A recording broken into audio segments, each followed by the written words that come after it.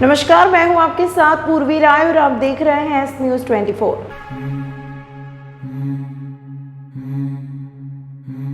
मध्य प्रदेश के धार्मिक नगरी उज्जैन में नाबालिग लड़की रेप की घटना के बाद एक ताजा मामला उज्जैन के तराना में आया है, जहां पर एक नाबालिग लड़की जंगलों में लावारिस हालत में दिखाई थी, जिसे जिला पंचायत पूर्व उपाध्यक्ष मदन चौहान के द्वारा मदद कर वरिष्ठ अधिकारियों को अवगत कराया गया। प्राप्त जानकारी के अनुसार लड़की की उम्र 12 से 14 साल बताई जा रही है, जिसका नाम सीता, पता छिंदवाड़ा बताया गया है।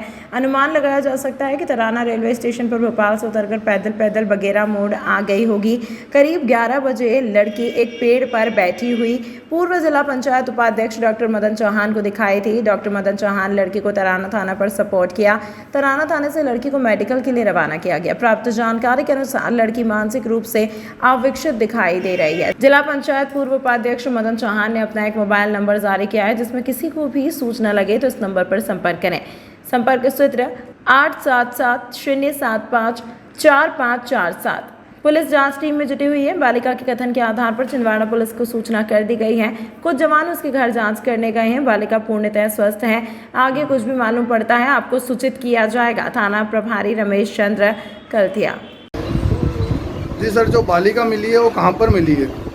ये किसी के द्वारा सूचना दी गई थी कि एक बालिका वगैरह मोड़ पे आसपास घूम रही है, जिसके सूचना पर मिलने पर अपने डायल 100 प्रधान आरक्षक राहुल रटोड़िया और फोर्स को भेजा था। जो मिली थी बालिका को थाने पर लाया गया, जिसने नाम पता पूछते अपना नाम सीता पिता बंशी निवासी गुर्जर घाट छिंदवाड़ा का बताया। इस संबंध में महिला हेल्प डेस्क लाइन वालों को बताया गया, चाइल्ड हेल्पलाइन की भी मदद ली जा रही है, वो लोग आ रहे हैं।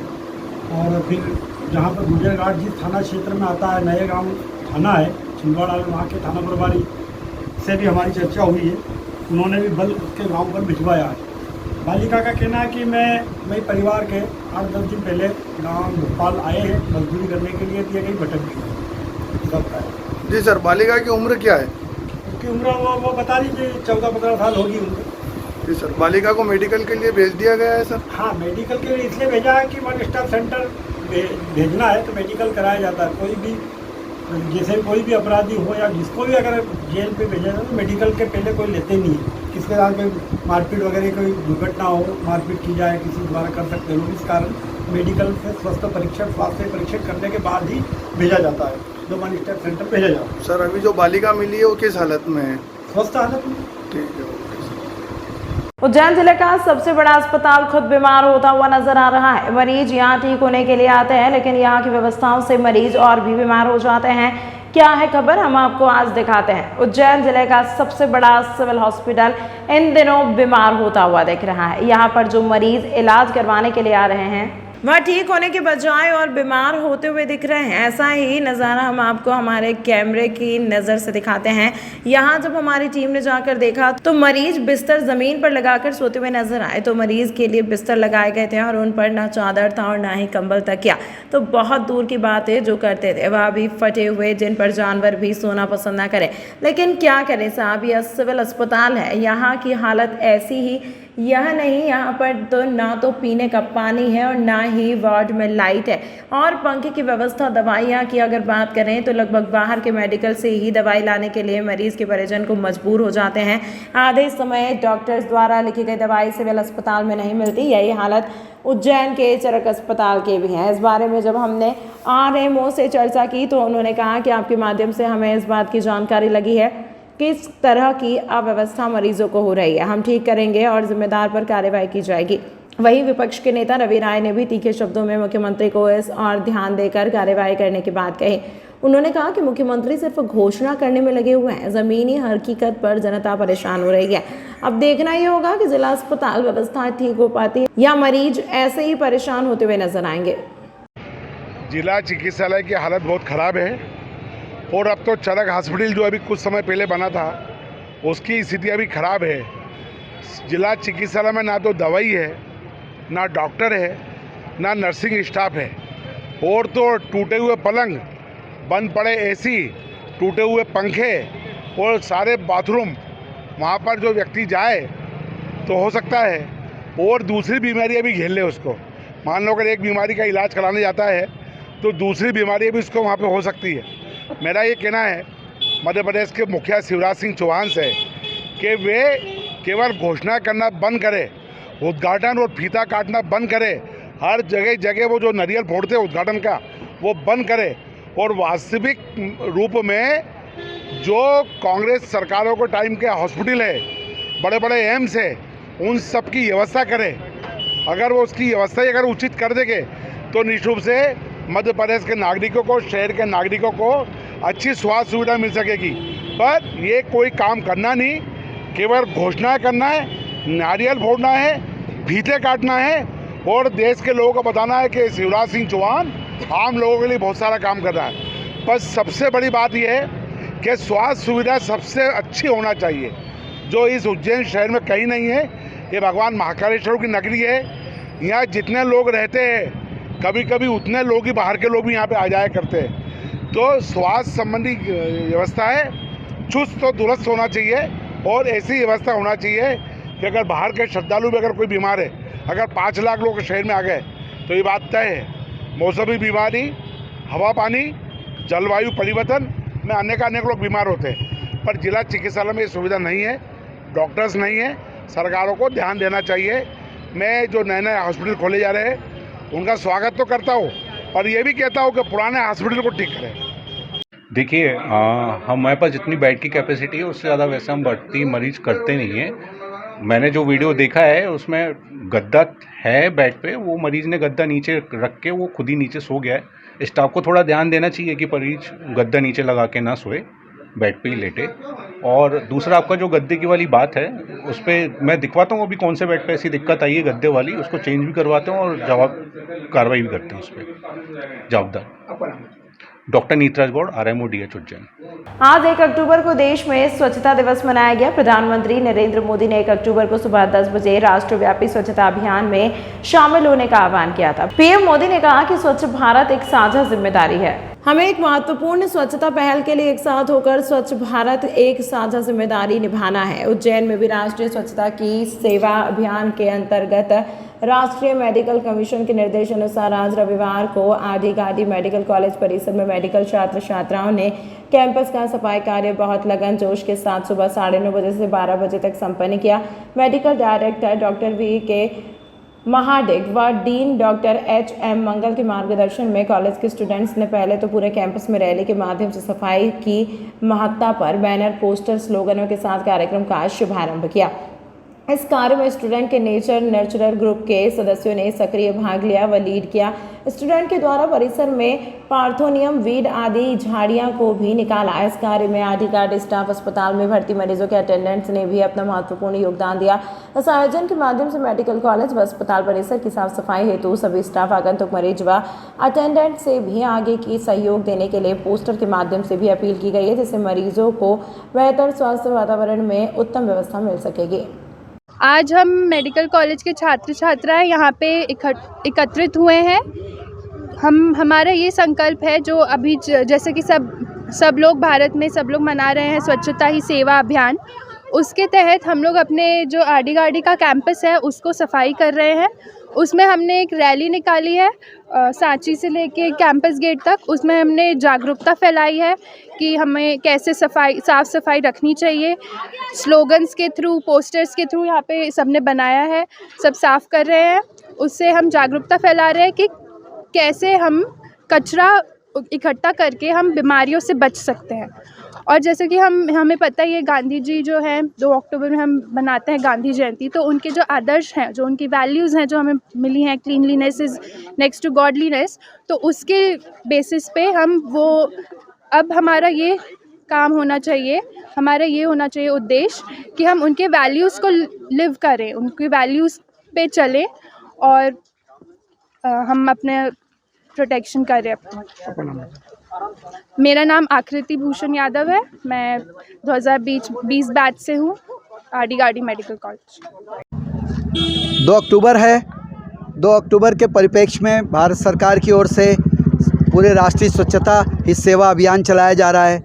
हम लोगों को भी मेडिकल कमीशन के द्वारा ये कहा गया कि भई आप लोग भी अपने मेडिकल कॉलेज के कैंपस में जो है कुछ अभियान चलाओ, कुछ ऐसी प्रेरणा दो, कुछ स्लोगन करो, लोगों को अवेयर करो, इस तरह का कार्यक्रम बनाओ। तो हम लोग ने अपने छात्र मेडिकल स्टूडेंट्स की सहायता से ये कार्यक्रम बनाया है। आपने देखा कि हम लोगों ने अभी पहले रैली करी है, रैली करते हुए उसमें चेतना जगाने का काम किया है, और उसके बाद हमारे बच्चों ने ही एक उदाहरण देते हुए कि जो कि बेसिकली हमारे मेडिकल स्टूडेंट का काम नहीं है, मगर इन्होंने गेट से लेकर कैंपस के कोने कोने तक साफ़ सफाई, जो भी पॉलीथीन, रैपर और पाउच इत्यादि जो पड़े हुए हैं उनको उठा के एक इकट्ठा करके उनको डिस्पोज करने का प्रयास कर रहे हैं, जिससे कि कैंपस में साफ़ सफाई दिखाई दे और साफ़ सफाई के अलावा दूसरों को प्रेरणा मिले कि हमको अपनी सफाई रखनी है।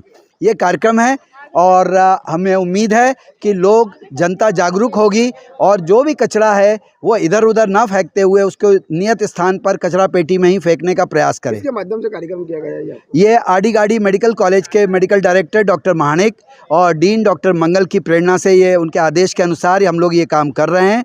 हम public health department, community medicine department में मैं प्रोफेसर हूँ, तो हम लोग इस चीज़ को अपना काम मानते हुए हम इस काम को अंजाम दे रहे हैं। सर, आपका नाम?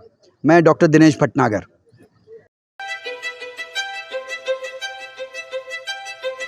मैं हूँ रिया और ये है मेरा नया घर। अच्छा है ना? अभी अभी इस घर में काफी महंगा पेंट करवाया है। आखिर घर की असली चमक तो घर की दीवारों से ही होती है ना? अरे रिया जी, जमाना अब वॉलपेपर का है। नए घर की दीवारें पेंट से बेहतर और कम दामों में वॉलपेपर से चमकाइए।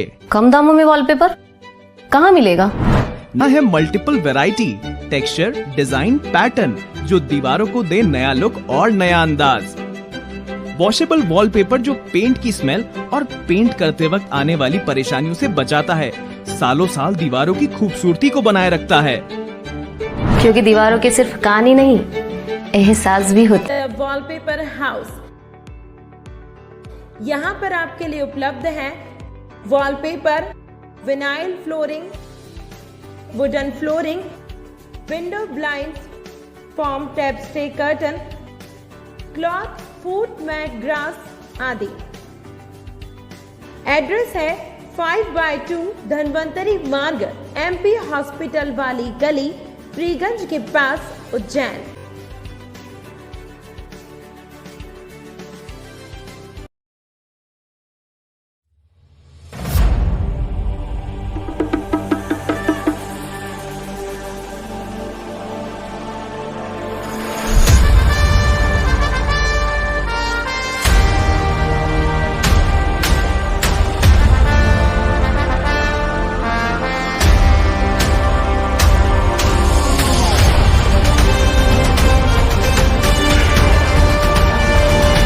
तंत्र मंत्र के सम्राट महागुरु अजय शास्त्री जी, वशीकरण व मुठकरनी स्पेशलिस्ट।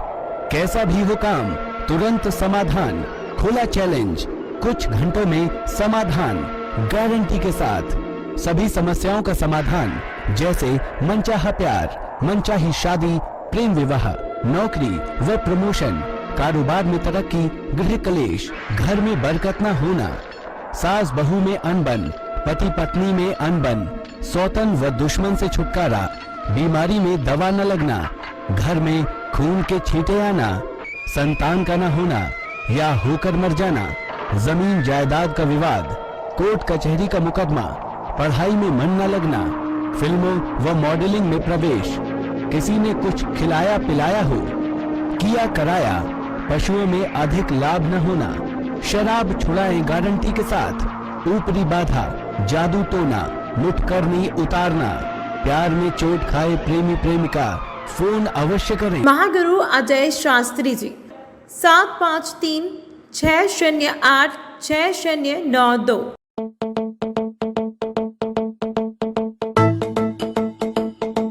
रुको भक्त,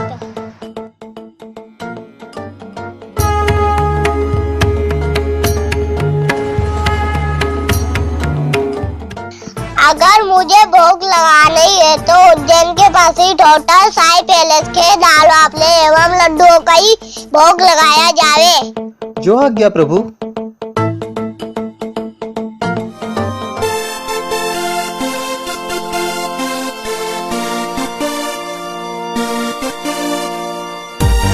भक्त और भगवान की पहली पसंद उज्जैन के प्रसिद्ध होटल साईं पैलेस के दाल बाफले एवं लड्डू, जो देते हैं आपको एक ऐसा स्वाद जो आपको रहे हर पल याद।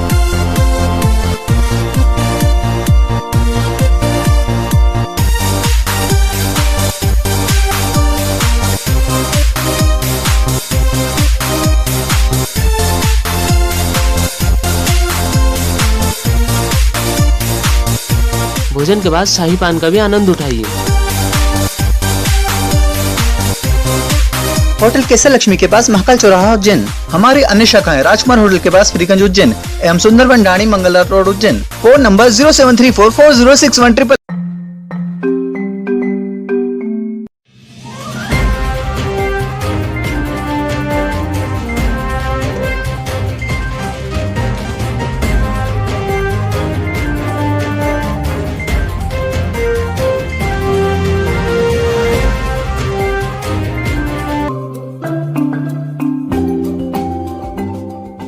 उज्जैन विश्व प्रसिद्ध बाबा महाकाल की महाकाल लोक के लोकार्पण के बाद अब महाकाल के द्वितीय फेज का काम लोकार्पण मुख्यमंत्री शिवराज सिंह चौहान 5 अक्टूबर को करेंगे, जिसको लेकर जिला प्रशासन और मंदिर प्रशासन तैयारी में जुटा है।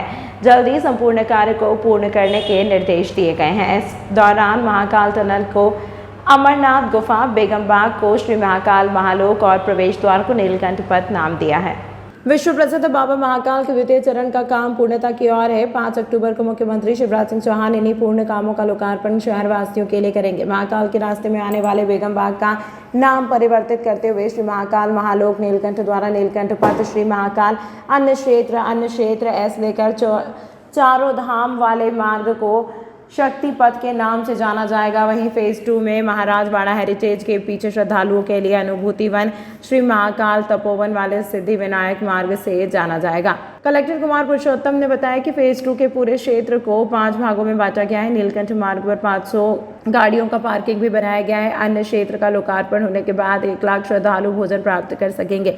इसमें R21 अनुभूति वन दर्शन करने के बाद श्रद्धालु करीब 3000 से अधिक की संख्या में यहाँ पर आसानी से बैठ सकेंगे। वहीं शिखर दर्शन का भी लाभ ले सकेंगे। छोटे रुद्र सागर के पास बैठकर पूजन पाठ करेंगे।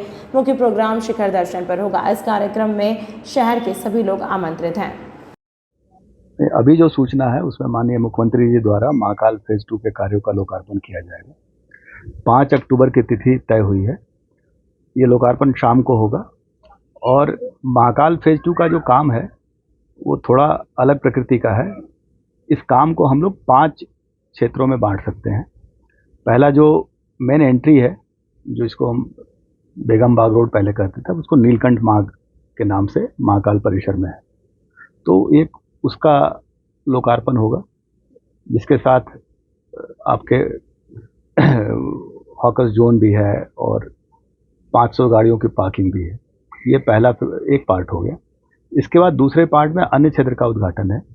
जैसा कि आपको मालूम है कि हमारे पूरे देश का सबसे आधुनिकतम अन्य क्षेत्र है, जहाँ पे अभी वर्तमान में 50 से 60 हज़ार मील पर डे हम भोजन करा सकते हैं, जिसको आगे जाके 1 लाख तक ले जाना है।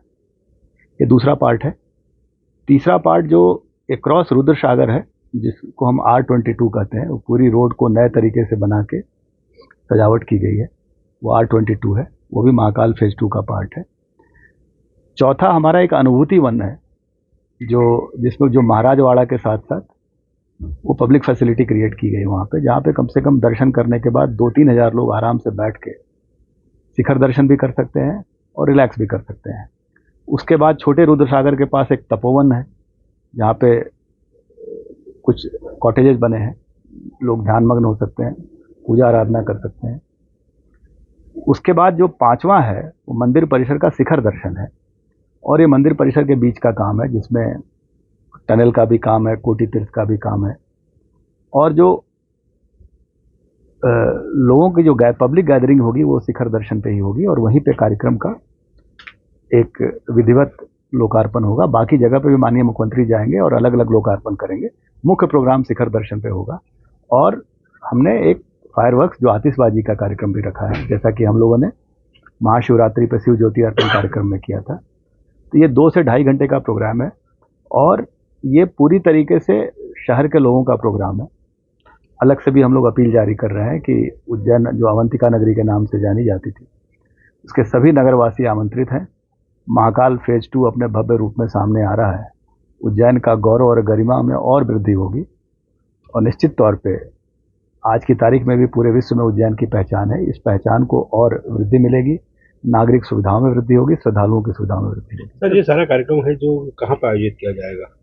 जैसे कि मैंने बताया कि चूंकि ये अलग अलग जगह कार्यक्रम है, अब महाकाल मंदिर परिसर बहुत विस्तारित हो गया है, तो ये सारे कार्यक्रम अलग अलग जगहों के जो अंतिम कार्यक्रम होगा वो शिखर दर्शन की जो छत है उस पर आयोजित होगा। सर वर्षों को बुलाया गया है तो अधिक मात्रा में भीड़ पहुंचने देखिए, बन जाएगी। जितनी भीड़ आए, बेसिकली क्या है, तो बाबा का दरबार है तो उसके लिए बैठक व्यवस्था होगी और पूरा महाकाल लोक उसके लिए, जो महाकाल लोक के श्रद्धालु वो भी वहाँ आ सकते हैं। तो वहाँ कार्यक्रम आधे घंटे का संक्षिप्त है, लोगों की बैठक व्यवस्था प्रॉपर रहेगी। सर, क्या आम सभा को संबोधित भी वहीं करेंगे? देखिए, मंदिर परिसर में ऐसी कोई आम सभा नहीं होगी। हम तो मुख्यमंत्री जी भी एक श्रद्धालु की भूमिका में आते हैं महाकाल लोक में, तो हम सभी श्रद्धालु हैं, तो वहाँ निश्चित तौर पे प्रदेश के मुखिया होने के नाते लोगों से चर्चा करेंगे। क्या जैसे आपने बताया महाकाल मंदिर में पूरा कार्यक्रम, तो कोई भजन सम्राट आदि को पूरे ये पूरा मार्ग है 2 से 2.5 किलोमीटर का है। हम लोगों ने एक संपूर्ण मार्ग पे सांस्कृतिक कार्यक्रम की प्रस्तुति रखी है और इस बार का थीम है कि हम लोकल जो कलाकार हैं उनको प्राथमिकता दें। तो आपको अपने क्षेत्र के लोग वहाँ पे मिलेंगे जो सांस्कृतिक प्रस्तुति देंगे। अमित शाह जी के आने के लिए अभी कोई आधिकारिक सूचना नहीं है हमारे। उज्जैन पुरानी पेंशन की मांग को लेकर 1 अक्टूबर को दिल्ली के रामलीला मैदान में महारैली में देश के लाखों कर्मचारी सम्मिलित होंगे। शेख मोहम्मद हनीफ ने जानकारी देते हुए बताया, उज्जैन से बड़ी संख्या में प्लेटफॉर्म नंबर 1 से कर्मचारी दिल्ली के लिए रवाना हुए। शेख मोहम्मद हनीफ के नेतृत्व में कर्मचारियों ने रेलवे स्टेशन प्लेटफॉर्म नंबर 1 पर प्रदर्शन किया। कर्मचारियों ने कहा कि सरकार द्वारा पुरानी पेंशन बहाल नहीं करने पर आगामी चुनाव में कर्मचारी सरकार का पुरजोर विरोध करेंगे। इस मौके पर दिल्ली रवाना होने वाले प्रमुख रूप से प्रदेश महिला मोर्चा संयोजक सुश्री सुषमा खेमसरा, प्रदेश उपाध्यक्ष शेख मोहम्मद हनीफ, मनोहर डांगी, सीबी सिंह, गोकुल नागदिया, वीरेंद्र दाभाड़े, श्रीमती भारती अरोड़ा, श्रीमती इंद्रमणि ठाकुर, रज्जन सिंह राठौर, दीपक गंगराड़े, मुन्ना लाल मालवीय, देवीलाल झाला के साथ ही आगर जिले के जिलाध्यक्ष भारत जाटव एवं उनके सैकड़ों साथी पुरानी पेंशन की मांग को लेकर दिल्ली आंदोलन में सम्मिलित होने पहुंच रहे हैं।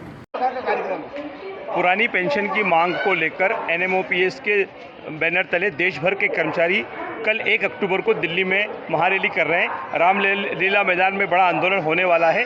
हम लोग उज्जैन जिले और उज्जैन संभाग के साथी लोग हमारे पेंशन की मांग को लेकर दिल्ली कूच कर रहे हैं। दिल्ली बड़ी संख्या में लोग जा रहे हैं।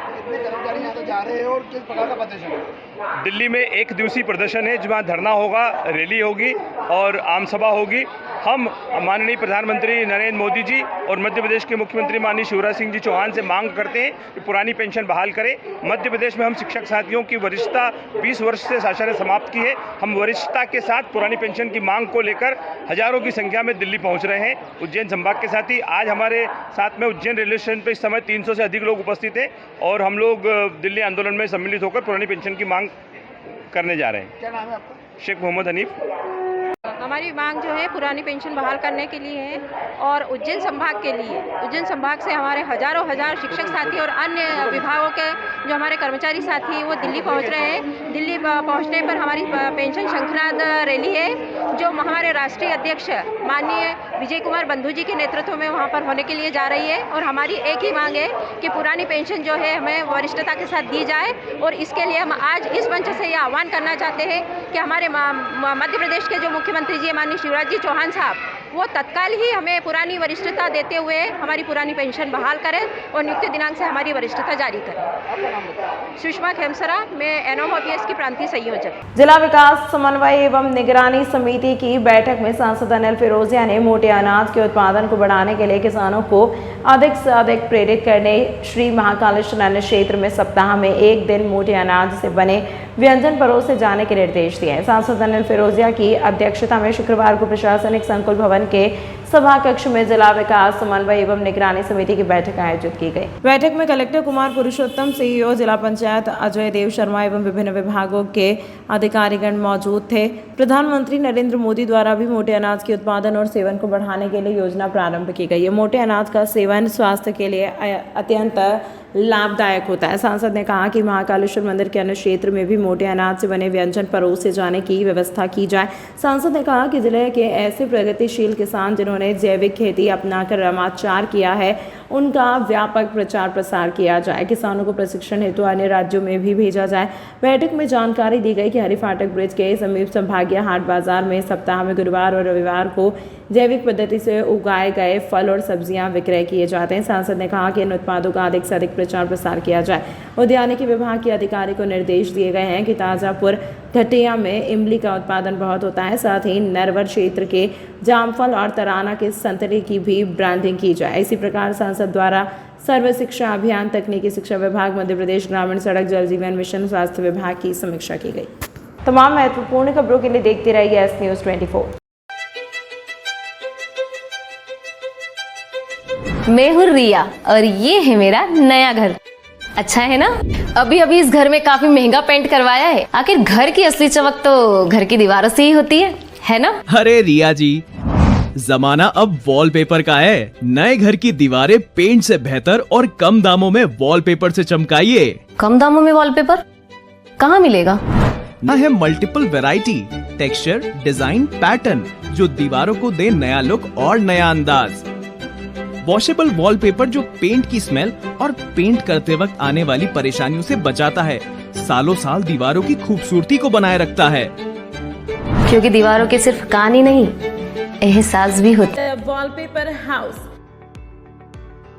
यहाँ पर आपके लिए उपलब्ध है wallpaper, vinyl flooring, wooden flooring, window blind, foam tapestry curtain, cloth, foot mat, grass आदि। एड्रेस है 5/2 धनवंतरी मार्ग, MP हॉस्पिटल वाली गली, फ्रीगंज के पास, उज्जैन।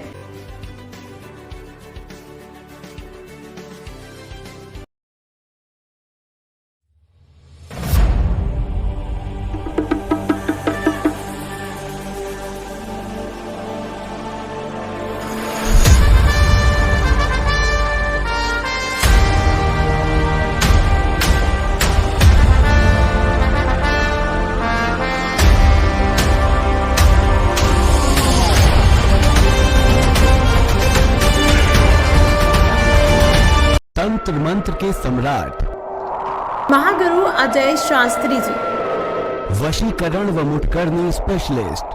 कैसा भी हो काम, तुरंत समाधान, खुला चैलेंज, कुछ घंटों में समाधान, गारंटी के साथ। सभी समस्याओं का समाधान, जैसे मनचाहा प्यार, मनचाही शादी, प्रेम विवाह, नौकरी व प्रमोशन, कारोबार में तरक्की, गृह कलेश, घर में बरकत न होना, सास बहू में अनबन, पति पत्नी में अनबन, सौतन व दुश्मन से छुटकारा, बीमारी में दवा न लगना, घर में खून के छींटे आना, संतान का न होना या होकर मर जाना, जमीन जायदाद का विवाद, कोर्ट कचहरी का मुकदमा, पढ़ाई में मन न लगना, फिल्मों व मॉडलिंग में प्रवेश, किसी ने कुछ खिलाया पिलाया हो, किया कराया, पशुओं में अधिक लाभ न होना, शराब छुड़ाएं गारंटी के साथ, ऊपरी बाधा, जादू टोना, मुठकरनी उतारना, प्यार में चोट खाए प्रेमी प्रेमिका, फोन अवश्य करें। महागुरु अजय शास्त्री जी, 753 608 6092।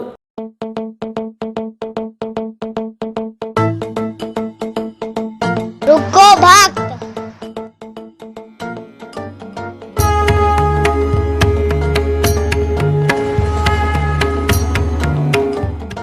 अगर मुझे भोग लगानी है तो उज्जैन के पास ही होटल साई पैलेस के दाल बाफले एवं लड्डुओं का ही भोग लगाया जावे। जो आज्ञा प्रभु।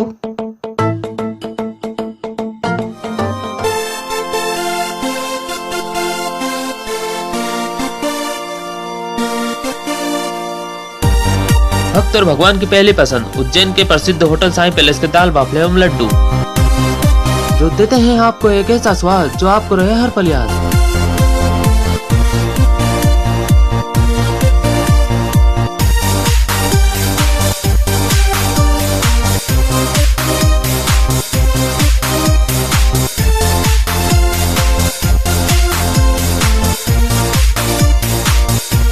भोजन के बाद शाही पान का भी आनंद उठाइए। होटल केसर लक्ष्मी के पास महाकाल चौराहा उज्जैन। हमारी अन्य शाखाएं राजकुमार होटल के पास फ्रीगंज उज्जैन एवं Sundarban Dhani Mangla road Ujjain. Phone number 07344061